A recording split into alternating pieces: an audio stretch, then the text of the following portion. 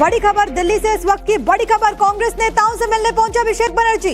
10 जनपद पहुंचे टीएमसी के सांसद अभिषेक बनर्जी। आपको याद होगा कि कल ममता बनर्जी ने भी सोनिया गांधी से मुलाकात की थी और अब जो बड़ी खबर है वो ये कि अभिषेक बनर्जी भी मिलने के लिए पहुंचे हैं। विपक्षी एकजुटता की कोशिश और कम से कम टीएमसी में जो दरारें आ रही हैं, टीएमसी को मालूम है कि इस वक्त जो बाकी के गठबंधन के दल हैं वो उनके लिए बहुत जरूरी हैं और सबसे बड़ी बात है कि बैक टू बैक लगातार नेताओं से मुलाकात हो रही है। और रंजीता, इस पर मतलब इस मुलाकातों के क्या मायने हैं? कल ममता बनर्जी पहुंचती हैं सोनिया गांधी से मिलने के लिए, अब खबर है कि 10 जनपद पहुंचे अभिषेक बनर्जी।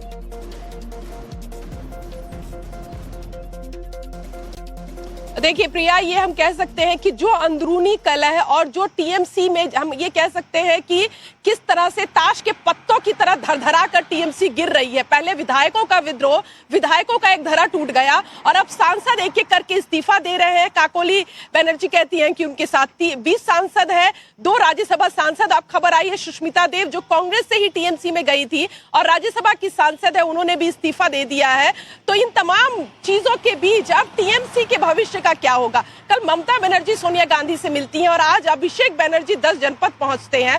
राहुल गांधी से मुलाकात हो रही है, सोनिया गांधी भी वहां पर है। क्या कुछ रणनीति रहेगी? क्योंकि कल जब ये बैठक ममता बनर्जी और सोनिया गांधी के बीच हुई तो एक कयास ये भी लगाए जा रहे थे कि क्या टीएमसी का विलय हो जाएगा कांग्रेस पार्टी में। इसको लेकर भी कई तरह की अटकलें चल रही है, लेकिन अब सवाल टीएमसी के सामने अपने अस्तित्व को बचाने का है। ऐसे में जो कहा जा रहा है कि इंडिया अलायंस को मजबूत करना है, इसके पीछे क्या रणनीति रहेगी अभिषेक बनर्जी का 10 जनपद में जाना? क्योंकि कल जब मुलाकात हुई थी तो हमने ये पूछा था कि क्या ममता बनर्जी की मुलाकात जब सोनिया गांधी से हो रही है तो क्या उनके साथ अभिषेक बनर्जी होंगे, लेकिन हमारे सूत्रों ने बताया कि सिर्फ ममता बनर्जी और सोनिया गांधी की मुलाकात है। लेकिन आज तड़के ही अभिषेक बनर्जी का 10 जनपद पर आना कहीं ना कहीं इस ओर इशारा कर रहा है कि टीएमसी अब अस्तित्व की लड़ाई लड़ रही है।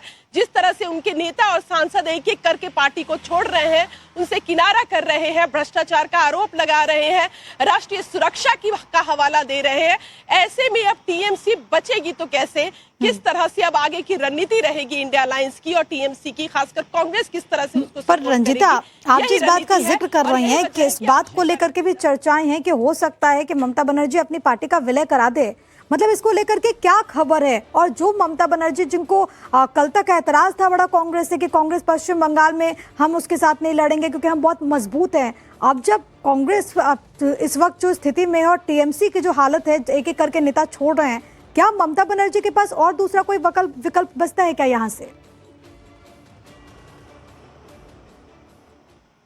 प्रिया देखिए, मुझे जो राजनीतिक तौर पर जो मेरी समझ कहती है कि टीएमसी कांग्रेस से ही निकलकर ममता बनर्जी जब बाहर निकली और उसके बाद उन्होंने टीएमसी का गठन किया तो कांग्रेस पार्टी से उस समय के जो लीडरशिप रही है उससे एक नाराजगी ममता बनर्जी की जरूर रही है, लेकिन गांधी परिवार से उनकी नजदीकियां हमेशा बेहतर रही है। खासकर सोनिया गांधी से जो उनकी तस्वीरें अभी इंडिया अलायंस की जो अभी 2 दिन पहले बैठक हुई थी उसमें भी एक तस्वीर जिसकी चर्चा दिल्ली से लेकर कलकत्ता तक थी, उस तस्वीर को लेकर भी काफी चर्चाएं हुई कि किस तरह से सोनिया गांधी ने ममता बनर्जी को गले लगाया और दोनों के चेहरे पर एक मुस्कान थी।